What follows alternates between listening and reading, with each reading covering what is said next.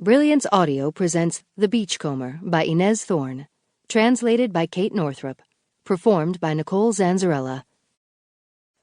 Autumn had begun. The sailors' wives stood on the dunes at dawn, watching for the Dutch smocks, the coastal transport ships from Amsterdam and Hamburg carrying those men who had been aboard the whaling ships. Husbands, brothers, lovers, and fathers.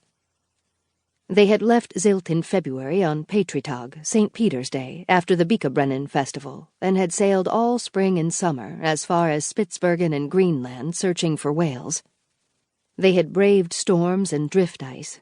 They had hunted the enormous creatures in small rowboats, risking their lives to cast harpoons at the behemoths.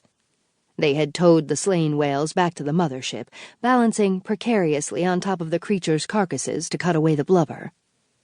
They had sweat, laughed, cursed, endured freezing temperatures, and now they were elated to be coming home at last. There was a buoyant, joyful atmosphere on board the smocks. The men had money in their pockets, and their sea chests were full of gifts, and they were looking forward to spending the winter by warm hearths with their wives and children. At least that's what the women waiting on the dunes hoped. Some had Bibles in their pockets or clutched little wooden crosses for luck. None of them knew if their man would be among those coming home. If 100 men left in February, perhaps only 70 would return, and every woman dreaded the thought that she might have a funeral to plan. The storm, heralded by powerful swaths of sheet lightning earlier that day, was tearing over the island. Wind swept sand into the air and flattened the dune grass. The swells were topped with seething whitecaps and raced toward the beach, throwing huge breakers past the high tide line and up to the fishing boats tied with pegs and lines at the foot of the dunes. By twilight, the wind moaned so loudly that it drowned out every other sound in the village. Nils Takken, the beach overseer of Rantum, pulled on his oilskins and a worn sealskin cap. He put a piece of bread and an apple in his pocket and walked to his neighbor's house.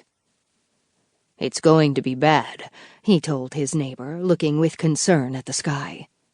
2 men should keep watch on the dunes tonight." Everett scratched his chin. "Won't be any pleasure in it," he grumbled. "It's cold, wet, and dark, and my wife is soft and warm." The overseer nodded. "True, but remember, if there is a shipwreck, you'll be the first one there." Everett nodded thoughtfully and called his dog, a large animal with curly black fur. He, too, put on his oilskins, and soon both men were lying in the sand, seeking what protection they could find in a rut between 2 dunes. It was bitterly cold. The wind whipped sand through the air, stinging their cheeks and ears. The storm howled like a pack of hungry wolves, and the sea roared so loudly they could barely hear themselves speak. Nils Takken pointed to the left. "See that dark spit of land where the bluff drops into the sea? Many a ship has foundered there on the rocks. The past few nights I've seen flickering lights there, dancing lights. They say when the lights dance a ship will sink. Noon today I saw a huge brig to the southwest. If she sails with the wind, she'll hit the rocks here tonight." "I know that, overseer," Everett replied. "They say that this corner of the island attracts ships like a magnet.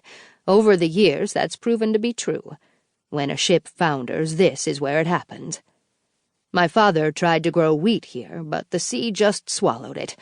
But the sea is just and fair. It'll make up for my family's loss. If it takes, it also gives."